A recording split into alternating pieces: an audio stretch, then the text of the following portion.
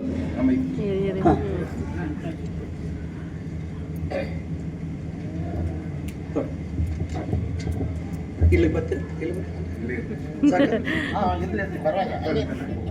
Hello check check hello hello hello hello hello check check check.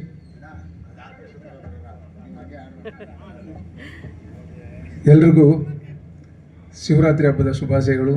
Hello hello hello hello check check check hello. ಎಲ್ರಿಗೂ ನಿಮ್ಮ ನಾಗಮಂಗಲ ನಂಜುಂಡಿ ಮಾಡುವ ಶಿವರಾತ್ರಿ ಹಬ್ಬದ ಹಾರ್ದಿಕ ಶುಭಾಶಯಗಳೊಂದಿಗೆ ಈಗ ಇಲ್ಲಿ ಕೆಲವು ನಟರನ್ನು ಹಾಗೂ ರಾಜಕಾರಣಿಗಳನ್ನು ನಮ್ಮ ಶಿವರಾತ್ರಿ ಹಬ್ಬಕ್ಕೆ ಶಾಕಾಂಬರಿನ ಸಾರಕ್ಕಿ ವರ್ಣ ಶಿವನ ದೇವಸ್ಥಾನಕ್ಕೆ ಬಂದಿದ್ದರೆ ಅವ್ರು ಯಾವ ರೀತಿ ಮಾತನಾಡೋಂತ ನೋಡೋಣ. ಮೊದಲನೇದಾಗಿ ರಾಜ್ಕುಮಾರ್ ಅವರ 3 ಧ್ವನಿಗಳನ್ನ ಮಾಡ್ತೀನಿ. 3 ಧ್ವನಿಗಳು ರಾಜ್ಕುಮಾರ್ದು ಯಾವುದು ಅಂದರೆ, ಅವರು ಮೊದಲು ಸಿನಿಮಾಕ್ಕೆ ಬಂದಾಗ 30-35 ವರ್ಷ ಇರ್ಬೇಕಾದ್ರೆ ಅವ್ರ ಧ್ವನಿ ಬಂಗಾರದ ಪಂಜಾರ ಬಂತಲ್ಲ, ಆವಾಗ ಅವ್ರ ಸಿನಿಮಾ ಧ್ವನಿ ಹೆಂಗಿತ್ತು ನೋಡೋಣ, ಅವ್ರ ವಾಯ್ಸ್ ಹೆಂಗಿತ್ತು, ಆಮೇಲೆ ಮುಂದಕ್ಕೆ ಹೇಳ್ತೀನಿ. ಇವಾಗ ಬಂಗಾರದ ಪಂಜಾರ ಸಿನಿಮಾ ಬಂದಾಗ ಅವರ ಧ್ವನಿ ಯಾವ ರೀತಿ ಇತ್ತು ನೋಡೋಣ. ಅಪ್ಪಯ್ಯ, ನಿನ್ನ ಅವತ್ತು ಏನು ಹೇಳಿ ಕರ್ಕ ಬಂದೆ, ನಿನ್ನ ಮೈಲಾರಿನ ಬಹಳ ಚೆನ್ನಾಗಿ ನೋಡ್ಕೋತೀನಿ ನಾನು ಅಂತ ಹೇಳಿ ಕರ್ಕ ಬಂದಲ್ಲಪ್ಪಯ್ಯ. ಇದೇನೋ ಅಪ್ಪಯ್ಯ, ನೀನು ನನ್ನ ನೋಡ್ಕೊಂಡಿದ್ದು 5 ನಿಮಿಷ ನನ್ನ ಬರೋದು ಲೇಟ್ ಆಗಿದ್ರೆ ನನ್ನ ಮೈಲಾರಿನ ಕೊಲೆ ಪಾತಕರು ಕೊಂದಾಕ್ಬಿಡ್ತಿದ್ರು ಅಪ್ಪಯ್ಯ. ನಾ ಇರಕ್ಕಿಲ್ಲ, ನಾವು ಹೊರಗೆ ಹೋಗ್ತೀರಿ ನೋಡಿಲ್ಲ ಮೈಲಾರಿ, ನಾವು ಹೋಗೋಣ, ನಾ ಇರಕ್ಕಿಲ್ಲ ಅಪ್ಪಯ್ಯ, ನಾ ಇರಕ್ಕಿಲ್ಲ. ಇದು ಅವರ 30-35 ವರ್ಷ ಧ್ವನಿ. ಆಮೇಲೆ ಬಂದಂಥ ಸಿನಿಮಾ ಸಿರಿತನಕ್ಕೆ ಸವಾಲಾದಂಥ ಸಂಪತ್ತಿಗೆ ಸವಾಲ್ ಸಿನಿಮಾ. ಆ ಸಿನಿಮಾದಲ್ಲಿ ಅವ್ರಿಗೆ 40-45 ವರ್ಷ ವಯಸ್ಸು ಸಿನಿಮಾ ಬಂದಾಗ ಹತ್ತತ್ರ 50 ವರ್ಷ ಆಗಿರುತ್ತೆ. ಆವಾಗ ಅವ್ರ ಧ್ವನಿ ಆ ಸಿನಿಮಾದಲ್ಲಿ ಯಾವ ರೀತಿ ಇತ್ತು ಅಂತ ನೋಡೋಣ. ಇದನ್ನು ನಾನು ಪೂರ್ತಿ ದೇವಸ್ಥಾನದ ಅಧ್ಯಕ್ಷರಾದ ಗುರುಜಿಗೆ ಅರ್ಪಿಸ್ತೀನಿ. ಈಗ ಸಂಪತ್ತಿಗೆ ಸವಾಲಲ್ಲಿ ಅವರ ಧ್ವನಿ ಯಾವ ರೀತಿ ಅಂತ ನೋಡೋಣ.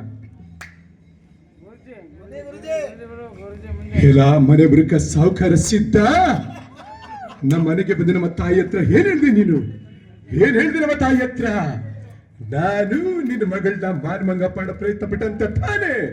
ಸಾವುಕಾರ, ನೀನೇನು ಯೋಚನೆ ಮಾಡಬೇಡ, ನೀನೇನು ಯೋಚನೆ ಮಾಡಬೇಡ. ಯಾಗೂ ನಾನು ಈ ತರದವನು ಅಂತ ಹೇಳಿದ್ಯಾ, ನನ್ನ ಮನೆಯಿಂದ ಆಚೆ ಹಾಕ್ಸಿದ್ಯಾ. ನನಗೆ ಹೇಳೋರು ಕೇಳೋರು ಯಾರು ಇಲ್ಲ, ಯಾರಿಗೂ ಎದುರ್ಬೇಕಾಗಿಲ್ಲ. ನಾನು ಏನು ಬೇಕಾದ್ರೂ ಮಾಡ್ತೀನಿ, ಬಿಡಿಸ್ಕೋತೇನೆ ನಿನ್ನ ಮಗಳನ್ನ. ಸಾವುಕಾರ ಕರ್ಕೋ, ನೀನು ಮಾಡಿದೆ ಅಂತ ನಾನು ಹಾಗೆ ಮಾಡಿದ್ರಿ, ನನಗೂ ನಿನಗೂ ಏನ್ ವ್ಯತ್ಯಾಸ ಸಾವುಕಾರ? ಕರ್ಕೋ ನಿನ್ನ ಮಗಳನ್ನ. ಅದಾದ್ಮೇಲೆ ಅವ್ರಿಗೆ 70 ವರ್ಷ ಆದ್ಮೇಲೆ ಕಡೆ ದಿನಗಳಲ್ಲಿ ಅವರ ಧ್ವನಿಯಾಗಿತ್ತು. ಅದನ್ನು ನೋಡೋಣ ಈಗ.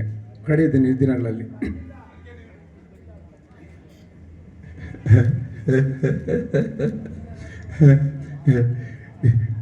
ನಿಮ್ಮನ್ನೆಲ್ಲ ನೋಡ್ತಾ ಇದ್ರೆ ನನ್ನ ಮನಸ್ಸಿಗೆ ಬಹಳ ಸಂತೋಷ ಆಗಿತ್ತು. ನನಗೆ ಎಷ್ಟು ಜನ್ಮದಲ್ಲಿ ನಾನು ಬಂದರೂ ಏನು ಈ ಮಣ್ಣಲ್ಲಿ ಮಗನಾಗಿ ಹುಟ್ಟಿದ್ದೀನಿ.